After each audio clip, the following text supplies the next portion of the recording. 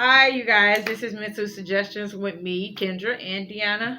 Um, so, the topic for today is Mental health suggestions for today is learning how to speak up for yourself when you have mental health. so, what experience have you had that you felt like you needed to speak up, then you didn't?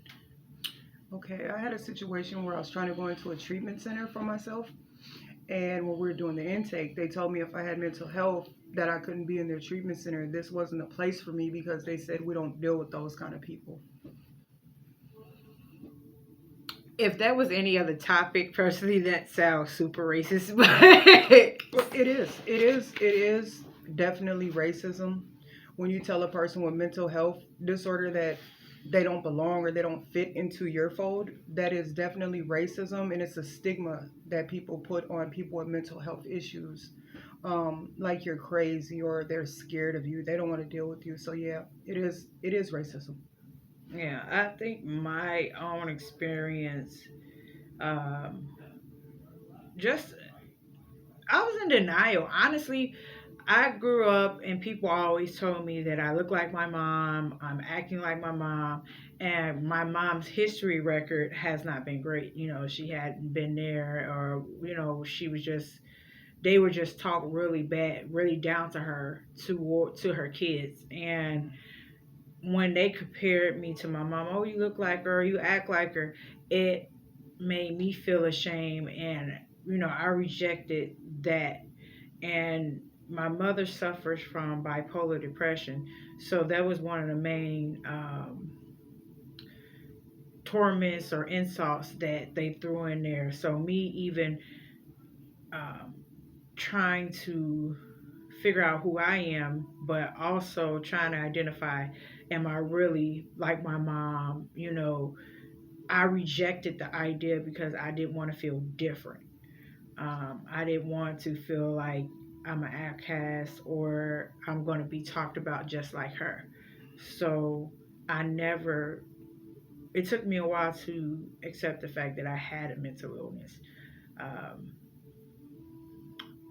so I decided, I mean, I would say about 30, no, about 30, 29 in between when I got older. I finally accepted I had a mental illness, and it's going to take more than just me and a bunch of caseworkers. Unfortunately, I had to come down and say maybe you do need some medication that'll help you get to where you are, because you've been struggling with this for years. But denying the fact that you have mental illness is um, it it's sad, but also you could be cheating yourself out of the benefit of being getting better yourself. Um,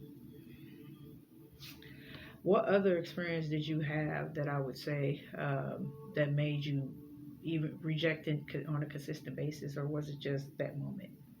No, excuse me. There were times when I was a kid growing up, and the family would make comments and say you're crazy, just like your dad.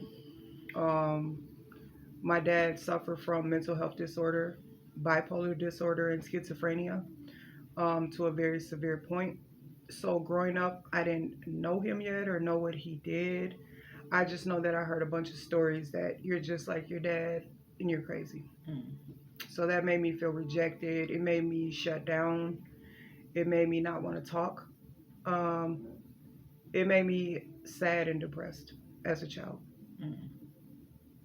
Also, when I think about it, the people that do those type of things, because it happened to us. I'm not going to doubt that it's still not going on in other people's families, where you have these buttholes or assholes that, instead of helping you, and if they see that problem, instead of helping you and supporting you in a more healthy way, they continue to taunt you like it's a game or it's something you should be ashamed of. Those people also have something wrong with them, whether it be mental illness or a misunderstanding of what support system look like. um, it's easier for people to look at your problems before their own. And it's basically called a cover up. Mm. So if they can make you feel worse than they feel, then they feel accomplished, Mm-hmm. and that in itself is a mental illness. Mm-hmm. Um, Mm-hmm. we were just recently talking about narcissism and gaslighting.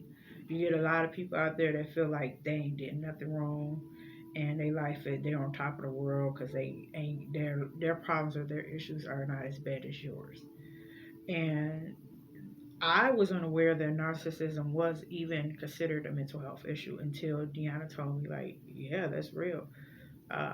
So, could you kind of explain what narcissism is or means? Um, a few definitions that I have of narcissism. Excuse me, a narcissist. Um, I know for a fact a narcissist always talks about themselves. Um, they believe they're superior. Um, they have a sense of entitlement. Um, and they take advantage of others. They're jealous of others. So when they're jealous of others, a narcissist will take advantage of the person they're jealous of to try to pull them down, to make their self feel bigger and Mm. better. So I think a lot. If I know, listening to the definition that you gave, I'm thinking back on all those people that told us that we were like our parents, crazy as hell. Those are signs of narcissism, Mm-hmm. and unfortunately, a lot of us out here are exposed to assholes like that. Mm-hmm. Um, and I continue to say a-holes because that's what they are. They're using your pain for gain, or game or gain for Mm-hmm. themselves. And that there is just, outright selfish. Um, I would say if you're surrounded by people that are like that, they're like, okay, you're crazy as this and that, or they just periodically don't compare you to somebody, they just call you crazy every time you upset them. Those are Mm-hmm. people you don't want to spend your time with. Those are not people that are healthy support systems. Mm-hmm. Um, when people or yeah, when people growing up taunted you like that, what was your solution eventually as you grew older? My solution was to shut down at first by going in the room, turning all the lights off, hiding under the cover. When I got tired of doing that, I lashed out and started fighting. Um, just because I felt so much pain from their words, so much of a sting that I wanted to stick up for myself. It went from not sticking up to myself to trying to stick up for myself all the time. So I was always on guard every second of the day. Anything somebody said, I'm trying to filter and see are they being mean or sincere, um, which is frustrating because I want to be able to trust again. I want to be able to have a conversation without trying to pick it all to pieces and dissect it. Is it real? Just because I have such a fear of someone lying to me, I have a fear of people just judging me in general, period. So, yeah. um, I think definitely if you don't, and especially as a young person and being exposed to so much unsupportive, uneducated individuals, Hmm. I think I know that it affects your wealth or your growth as a child. Like me, like I said, having to deal with my people saying I'm gonna be like my mom. I did the same thing. I was angry. I kept reaching out for help, and then when I realized there was nobody there to save me, I just went to say, "Fuck it. You describe me as this, so I'm gonna give you what you want." And unfortunately, that, like I said, it still goes on today where you have uneducated and supportive people that are out here doing it to other people just to make themselves feel comfortable. They said if you can get away from those people because they'll bring you down, they'll have you making decisions you wouldn't make otherwise if you did, or you know what I'm saying, if you did have the healthy support, or we growing up, if we did have the healthy support that we needed, I'm pretty sure we would have made different decisions versus feeling like we had to fight the world in order to feel safe in it. Um, as an adult, how's that affecting you now, or what solutions did you come up with to not consistently be that um, disturbed or hurt.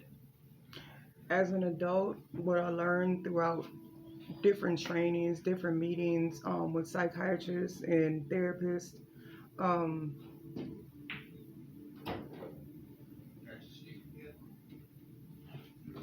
hold on one sec.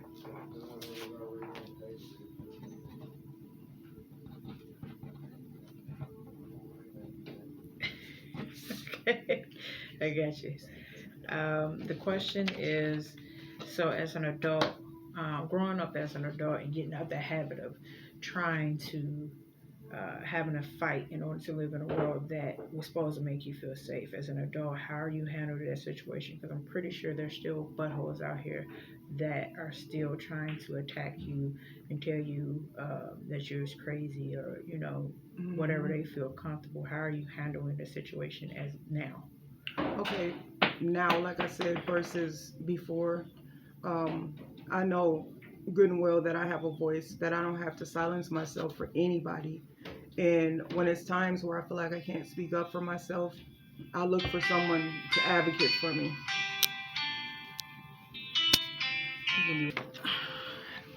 As an adult, you were saying, I was um, just saying that if I feel like I don't have a voice now, I'll try to find someone who could speak out for me and be an advocate for me and to help me through what I need to get through.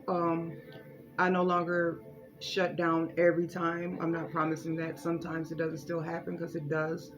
But when I'm feeling more strength, I don't shut down anymore. I reach out for help that I need. I'm very bold about it. I'm very boisterous. Um, I'm not the shy one that just used to get glossed over anymore because I don't want to speak up for myself.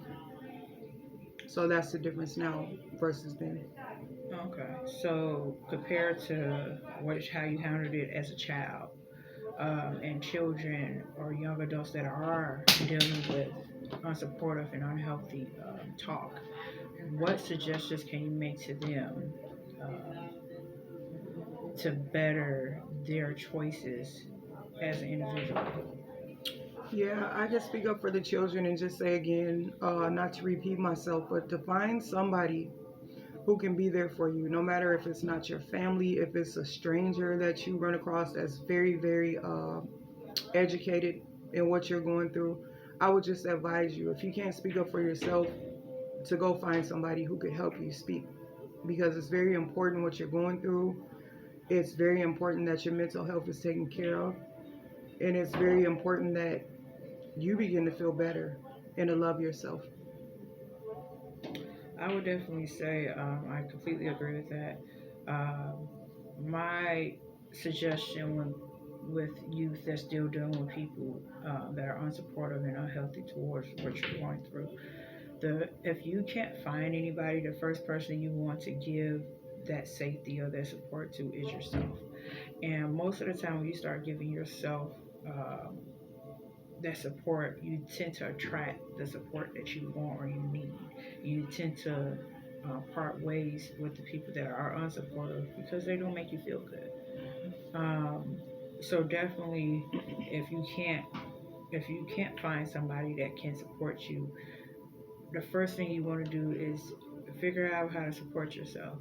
Tell yourself the opposite of what's been told to you, and stop allowing people of that nature to live in your head. Hmm. Um, I believe in positive affirmations, and if you're surrounded by negative people, there's no positive. There's like a suffocated box, and in that box, you tend to if you continue to be around that people that are not going to be helping you or putting you first, you tend to get smaller and smaller, and eventually that bottle that or that box that you've been stuffed in, that opposite end or whatever end is going to open up.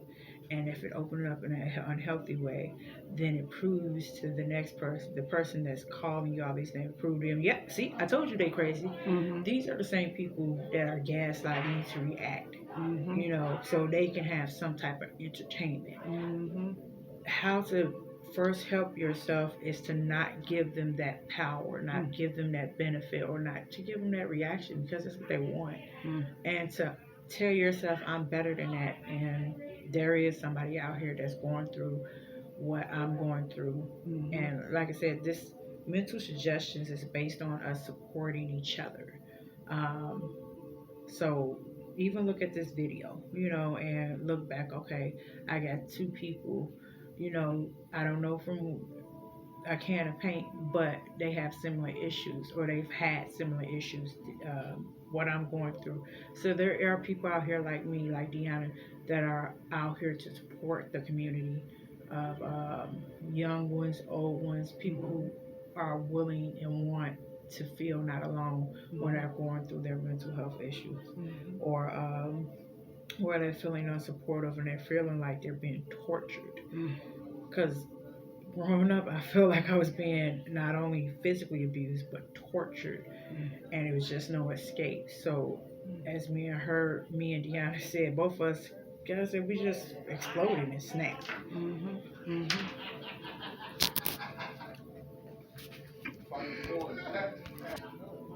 So we're gonna close and saying, what do you want people or your views to take home? I want my viewers to take home that you are very special and you're important. No matter what's going on in your life, you matter and you are loved. And I want you to know that from my heart. And I also, with closing, um, and I want you to know that we're here. This video is always here for replay. Send comments at the bottom, subscribe. That way you have that consistent support system. When you feel like you're alone, go back and look at the videos and know that there's people out here like me and Deanna that support you, that went through the same thing, that want better for you. So we close with you guys be safe, be great, and Yep. start making better decisions for yourself, and stop allowing people to live in your mind. But we're going to say bye, and yeah.